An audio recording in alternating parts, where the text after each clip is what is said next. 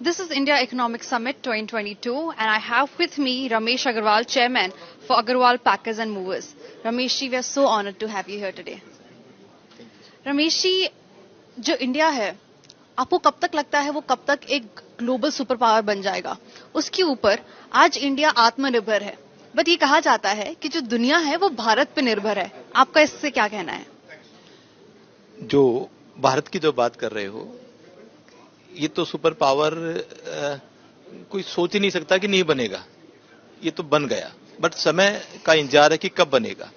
मेरी कैलकुलेशन करें कि जिस तरह से स्पीड बढ़ रही है, माननीय प्रधानमंत्री जी जिस तरह का विजन ले रहे हैं, तो ये 2036 में ही has to be super power. इसमें कोई रोकने वाला नहीं है.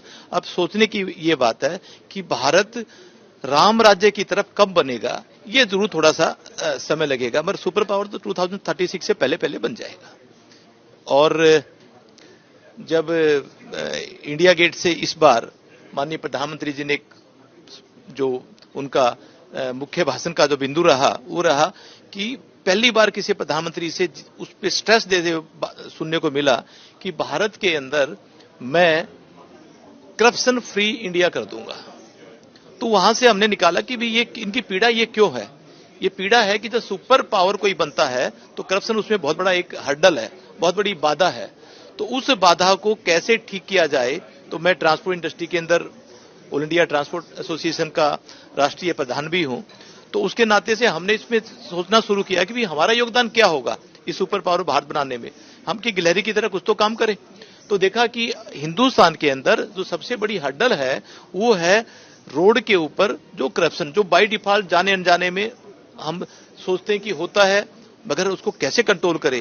यदि आप फिगर की भी बात करें कि 96 लाख ट्रक्स है हिंदुस्तान में, 96 लाख ट्रक है, और यदि कोई ट्रक 1 रुपया 30 पैसे पर किलोमीटर भी इस सुविधा शुल्क को देता है, जिसको आप करप्शन कहते हैं, तो ये साल का 39,000 करोड़ हो गया.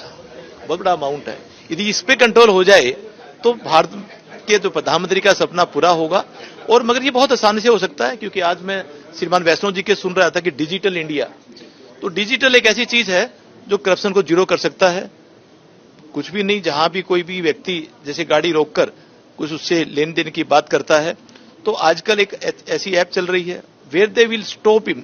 उसी तरह में ऐप को ऑन कर दें, लैटिट्यूड लॉन्गिट्यूड आ जाएगा, किसकी ऐप है, ड्राइवर का नाम, डीएल नंबर आ जाएगा, उस जगह की पोजीशन आ जाएगी. और जब वो गाड़ी वहां छोड़ने के बाद बाहर निकले, उससे दो ही बात करेगा, या तो उसका आराम से कहेगा ओके गो हेड, एक कहेगा भैया मेरे को तो पैसा दो. तो दोनों में से एक चीज कहेगा. तो वो ही has all the rights to put 2 buttons, एक ग्रीन एक रेड. रेड किया तो उसको उसने कोई करप्शन की बात की, ग्रीन किया तो उसने बड़े अच्छी बात करी. और इस दोनों स्विच से, और this all to be linked with chief vigilance Bharat सरकार का, चीफ विजिलेंस स्टेट गवर्नमेंट का, और ऑटोमेटिकली उससे डाटा इकट्ठा होता रहेगा, real data, real time, dear latitude longitude. और इस तरह से जो करप्ट है वो डरेंगे. जब ये डरना शुरू हो गया तो जो 39,000 करोड़ है वो दुनिया की कहीं ना कहीं प्रोग्रेस में लगेगा. और जो माननीय प्रधानमंत्री जी का सपना था कि करप्शन फ्री इंडिया, वो हम कहीं ना कहीं उसका साकार करने में उनकी सहयोग करेंगे, ऐसा मेरा मानना है. करप्शन फ्री इंडिया जरूर बनेगा अगर इसी सोच के साथ हम चलते रहे. Thank you Ramesh ji for talking to Republic Network. Thank you so nice of you. आपने अच्छा आज प्लेटफॉर्म दिया, एक अंदर की मन की बात बोलने का मौका दिया. बहुत बहुत आभार, धन्यवाद. Thank you.